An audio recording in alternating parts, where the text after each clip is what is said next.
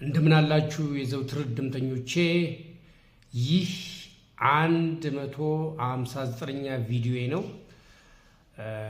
እንደምታውቁት በጥራትና ምርምር ዘዴዎችና አተገባበር ዙሪያ የተለያዩ ትምህርታዊ ቪዲዮዎችን እያዘጋጀሁ ሳቀርብላችሁ ቆይቻለሁ።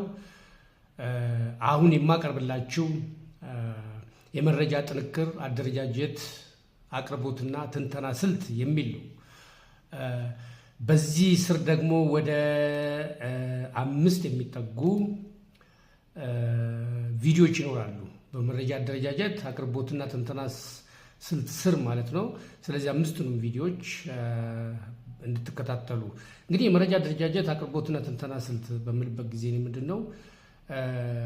ዳታ ኦርጋናይዜሽን ፕሬዘንቴሽን እና አናሊሲስ በእንግሊዝኛው የሚባለው ነው። ብዙ ጊዜ በጥናትና ምርምር ሪፖርት ወይም ዘገባ ውስጥ በቻፕተር 4 አካባቢ የሚገኝ ነው ማለት ነው። መረጃዎች ከተሰበሰቡ በኋላ እንዴት ነው የሚደራጁት፣ እንዴት ነው የሚጠናቀሩት፣ እንዴት ነው ፕሬዘንት የሚደረጉት፣ እንዴት ነው ደግሞ አናላይዝ የሚደረጉት ወይም አናሊሲሱ እንዴት ነው የሚሰራው የሚለው እና ኢንተርፕሬቴሽንም አለው። ስለዚህ እነዚህ ፓርቶች ሙሉ ለሙሉ ከተከታተላችሁ በጥናትና ምርምር ዙሪያ የሚካሄደውን ከቻፕተር 1 እስከ ቻፕተር 4 ያለውን አውቃችኋል ማለት ነው። የሚቀራችሁ እነዚህን 5 ቪዲዮዎች ካያችሁ በኋላ የሚቀርበው የመጨረሻው ቻፕተር 5 ላይ በብዛት የሚቀርበው ስለ ሰመሪ ኦፍ ፋይንዲንግስ ኮንክሉዥንስ ኤንድ ሪኮመንዴሽን የሚባለው በእንግሊዝኛው ማለት ነው።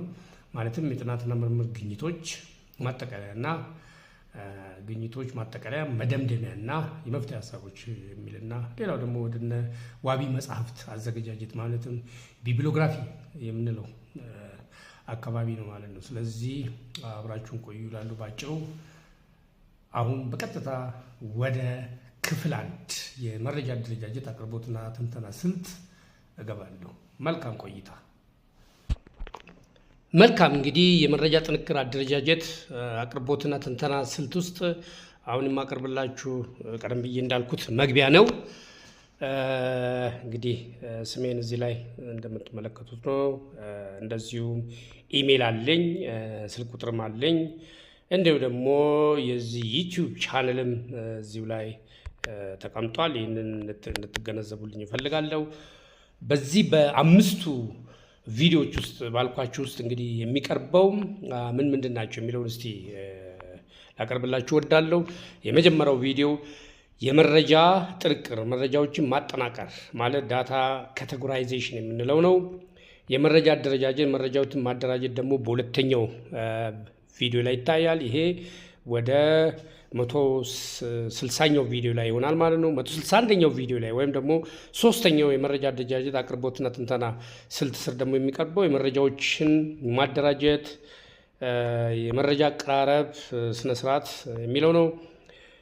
ከዛ ደግሞ በ4ኛ ደረጃ ላይ የሚቀርበው የመረጃ አቅርቦትና ትንተና ማለትም በእንግሊዝኛው ዳታ ፕሬዘንቴሽን እና አናሊሲስ የሚባለው ነው።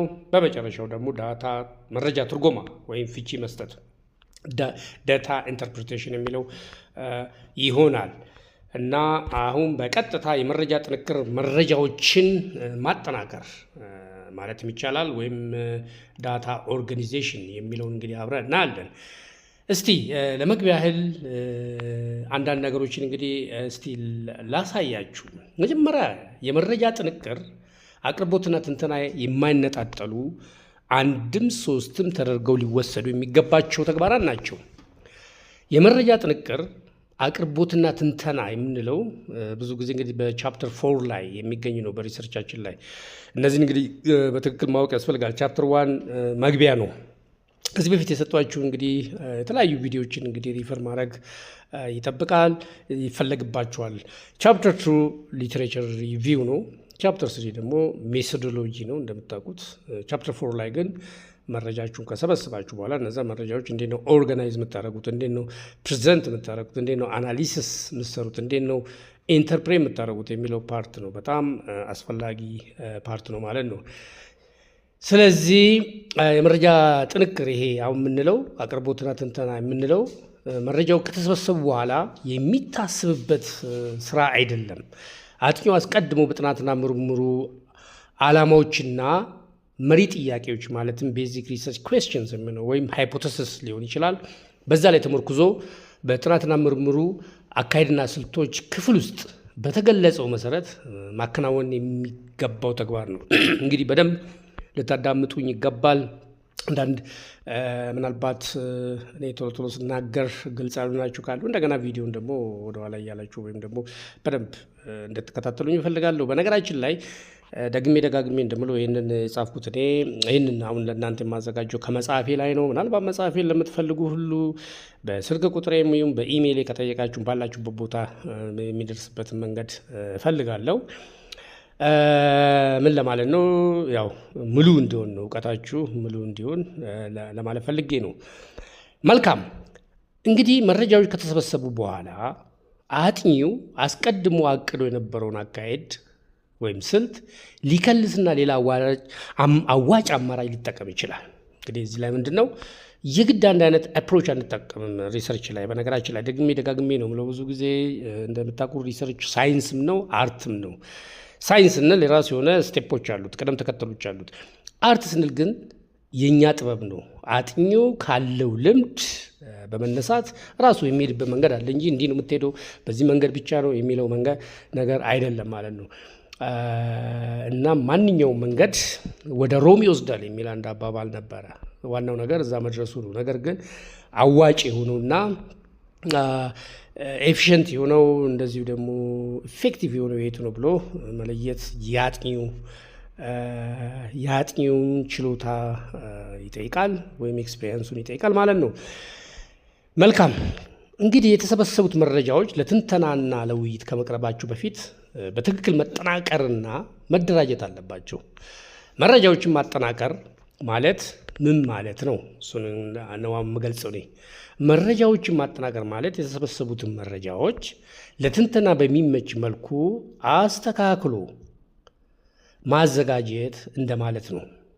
ይህም ማለት መጀመሪያ የተሰበሰቡትን መረጃዎች በተሰበሰቡበት መሳሪያ አይነት ለየብቻ ማለትም በጽሁፍ መጠይቅ ሊሆን ይችላል። በጽሁፍ መጠይቅ የተሰበሰቡትን አንድ ላይ፣ በቃለ መጠይቅ የተሰበሰቡትን በአንድ ላይ፣ በመስክ ጉብኝት የተሰበሰቡትን በአንድ ላይ እያሉ በየፍርጃቸው መደልደልና ከዚያም በየፍርጃቸው የተቀመጡትን መረጃዎች በርዕሱ መልቀብና ስሌታዊ የሆኑትን በቁጥር ሀተታዊ የሆኑትን ማለትም ኳሊቴቲቭ የሆኑትን ተመሳሳይነት ያላቸውን በአንድ ላይ ማቀናጀት ይፈልጋል። እንግዲህ ወደ አናሊሲስ ከመግባታችን በፊት በርካታ የሚሰሩ ስራዎች አሉ። እነዚህን ነው። ስለዚህ ማጠናቀር በምንበት ጊዜ እንግዲህ እነዚህ ዳታ ካቴጎራይዜሽኑ ነው፣ ካቴጎራይዝ ማድረግ አለብን። በዝርዝር እንመጣበታለን በሚቀጥለው ቪዲዮ ላይ። ይሄ እንግዲህ ሃይላይቱን ነው የምነግራችሁ። መረጃዎችን እንግዲህ ማደራጀት ማለት ደግሞ ያኛው ማጠናቀር ነው፣ ቀደም ብዬ ነገርኳችሁ። ማደራጀት ስንል ደግሞ ኦርጋናይዝ ማለት ነው። በተሰበሰቡበት የመረጃ አይነቶች መሰረት የተጠናቀሩትን መረጃዎች ካቴጎራይዝድ የተደረጉትን መረጃዎች በማረም በማስተካከል ለመረጃዎች ስያሜ በመስጠት በመመደብ ወይም በማቀናጀት እና በማሰናዳት ለትንተና ስራ ምቹ አድርጎ ለማቅረብ ማዘጋጀት ማለት ነው። ይህን እንግዲህ ማጠናቀር በምንበት ጊዜ እንግዲህ እዚህ ስለ መረጃዎች ማጠናቀር ስናወራ የተለያዩ አጥኚዎች የተለያዩ የመረጃ ጥንክር ስልቶችን ሊከተሉ ይችላሉ። እንደ አጥኚው ይለያያል ማለት ነው። እንደ ሁኔታዎች የሚያጠኑት ርዕሰ ጉዳይ ሁኔታዎች ብዙ ፋክተሮች አሉ። እነሱ የምንከተለውን ስልትም ይወስናሉ። በአጠቃላይ ዳታ ለማጠናቀር ካቴጎራይዝ ለማድረግ መላሾቹን በመላሾች አይነት በምድብ ካቴጎሪ ማለት ነው። ለምሳሌ በጾታ ሊሆን ይችላል፣ በእድሜ ሊሆን ይችላል፣ በትምህርት ደረጃ ሊሆን ይችላል፣ በመስሪያ ቤት ደረጃ ሊሆን ይችላል፣ በትምህርት ቤት ሊሆን ይችላል፣ በተቋም ሊሆን ይችላል፣ በስራ ምድብ ሊሆን ይችላል፣ ተማሪዎች ከሆኑ በክፍል ደረጃቸው ሊሆን ይችላል። በዚህ አይነት ካቴጎራይዝ እናደርጋለን ማለት ነው። ይህ ማለት በሁሉም ጥናት ልክ ከላይ ባሉት ሁኔታ ይመደባሉ ማለት አይደለም። ይህንን መገንዘብ ይኖርብናል። የሚወስነው ምክንያታችንና አስቀድመን ያቀነው የአተናተን እቅዳችን ነው። ዳታ አናሊሲስ ስናደርግ በምን መልክ ነው ልንተነትን የምንፈልገው ዳታ አናሊሲስ ሜቶዶሎጂያችንን ከመጀመሪያው አስበን በዛ መሰረት ነው። ለምሳሌ ከጾታ ወይም ስነ ጾታ ጋር የተገናኘ ጉዳይ ስነ ጾታን አካተን መተንተን ካለብን ምን ማለት ነው? ወንዶች ለብቻ፣ ሴቶች እንደዚህ፣ ወንድ ሴት እያልን ካቴጎራይዝ ማድረግ ካለን ይሄ እንግዲህ ዲስአግሪጌት ማድረግ ከፈለግን ያው ብዙ ጊዜ መረጃ በዚህ ዘመን በተለይ ጾታን እንግዲህ ኢሹ ክሪቲካል ኢሹ አንድን ትንተና በምንተነትንበት ጊዜ በተለይ ሰውኛ ከሆነ ጾታን አካተን መሆን አለበት። ምን ማለት ነው? የሆነ መረጃ እንዲህ አሉ ካል ሴት እህቶቻችን ስንቶቹ ይሄንን አሉ፣ ወንዶች ደግሞ ይሄንን አሉ እያልን ነው ምንተነትነው። በጅምላው ማድረግ የለብንም። ይሄ እንግዲህ እንደምታውቁት ከተለያዩ ዴቨሎፕመንት አጀንዳ ጋር ተያይዞ የሚመጣ እና የመሳሰሉ ነገሮች እዛ ውስጥ በብዛት ብዙ ቪዲዮዎች ውስጥ እንግዲህ ከዚህ በፊት ደጋግሜ ያቀረብኳቸው ነገሮች አሉ። ኤኒዌይስ አሁን ከጾታ ጋር የተገናኘ ከሆነ ትንተናችን ወንድ ሴት የምንል ከሆነ ሜል ፊሜል እያልን በጀንደር የምንከፋፍል ከሆነ ያገኘነውን ዳታ በዛ መልክ የምንተነትን ከሆነ አስቀድመን የመረጃ ማሰባሰቢያ መሳሪያዎቹ ራሱ ሲዘጋጁ የመላሾቹን ጾታ ለያይቶ የሚያሳይ ሆኖ መዘጋጀት ይኖርበታል። ጾታ የሚል እናዘጋጅና ወንድ ሴት፣ ያም የሚመልሱ ወንድ ነኝ ወይም ሴት ነኝ ብሎ ቲክ ያደርግልናል ማለት ነው። ኢትስ ሶ ሲምፕል ዛት ማች ለማለት ፈልጌ ነው። ኤኒዌይስ አስቀድመን የምንሰራው ስራዎች መኖር እንዳለባቸው ለማመለከት ነው። እንግዲህ በአጠቃላይ በአማራጭነት ሊቀርቡ የሚችሉ እኔ አሁን ያቀረብኩት 3 ዋና ዋና የመረጃ ጥንቅር ስልቶች አሉ እናያቸዋለን። እነርሱም መረጃዎቹ በሚያጠነጥሩት ርዕሰ ጉዳዮች ላይ፣ ሁለተኛው በየመረጃ ማሰባሰቢያ መሳሪያዎች አይነት፣ ሶስተኛው በሰዎች ማለት መላሾቹ አይነት ነው። እደግማለሁ። እንግዲህ የመረጃ ጥንቅር ወይም ካቴጎራይዝ የምናደርገው በ3 መልኩ ነው። እንወስናለን። ከ3ቱ በአንዱ ነው ሊሆን ይችላል፣ ወይም ደግሞ አንድ ቦታ ላይ በአንዱ ግን ማወቅ አለብን።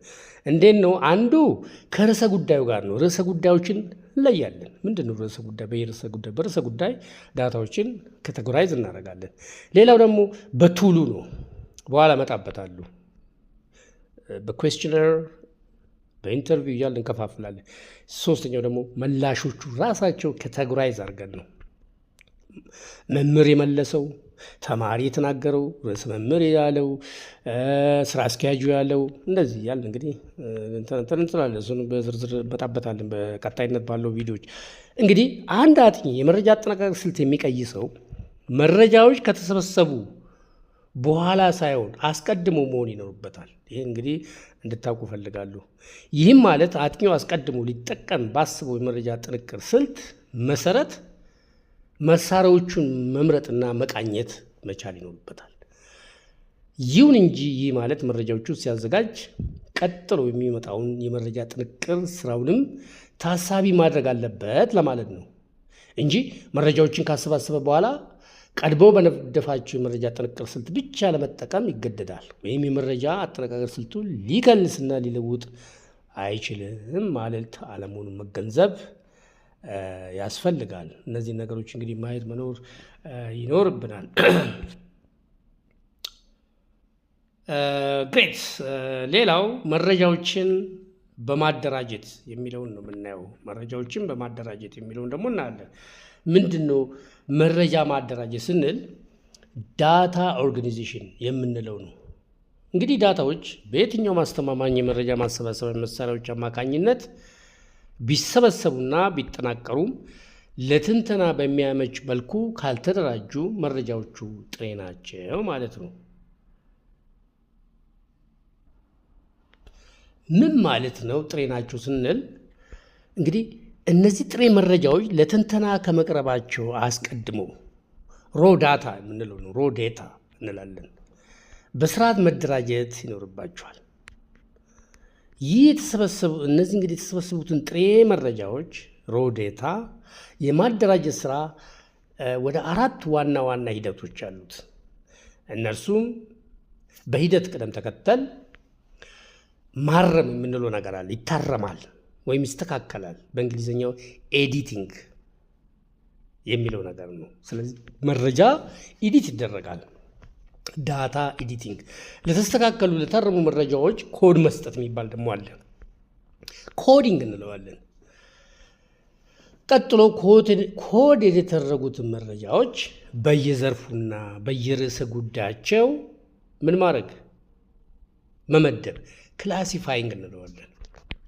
እና ደግሞ ማሰናደት ወይም ታቡሌቲንግ እንላቸዋለን። ታቡሌቲንግ እንግዲህ እንላቸዋለን።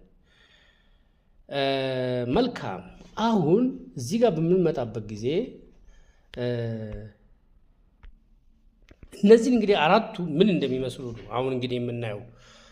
ተመልከቱ፣ አራት ናቸው። መረጃዎችን ማረም፣ ማስተካከል ኤዲቲንግ፣ ለተስተካከሉ ወይም ለታረሙ መረጃዎች ኮድ መስጠት ኮዲንግ፣ ኮድ የተደረገባቸው መረጃዎች በየዘርፉ እና በየርዕሰ ጉዳዮቹ መመደብ ክላሲፋይንግ እና ማሰናዳት ታቡሌቲንግ ናቸው። መልካም። እነዚህ ምንድን ናቸው እነዚህ አራቱ የሚለውን ደግሞ በሚቀጥለው ቪዲዮ ላይ ነው የምናየው። እነዚህ አራቱን ግን ምን እንደሆኑ ወይም ደግሞ አሁን አራት መሆናቸው እነዚህን መረዳት ለጊዜው ያስፈልጋል። ይሄን ካልኩ በሚቀጥለው ቪዲዮ ስለነዚህ ስለ እያንዳንዱ ማለት እዚህ ጋር ስላቀረብ ነው እያንዳንዳቸው የተሰበሰቡትን ጥሬ መረጃዎች የማደራጀት ስራን በተመለከተ አራት ዋና ሂደቶች ይቀርባሉ በዝርዝር። እነዚህ ኤዲቲንግ፣ ኮዲንግ፣ ክላሲፋይንግ እያልን አሁን ታቡሌቲንግ እያልን ያስቀመጥነውን እናያለን በዝርዝር። ሌላው ደግሞ በሚቀጥለው ቪዲዮ አሁን የምናየው የመረጃ አቀራረብ ስነስርዓት የሚኖሩ ወይም ሜትድስ ኦፍ ዳታ ፕሬዘንቴሽንን አቀርብላችኋለሁ በሚቀጥለው ቪዲዮ ማለትም 160ኛው ቪዲዮ ነው የሚቀጥለው። እሱ ላይ እስክንገናኝ ቸር ሰንብቱ እላለሁ። አመሰግናለሁ።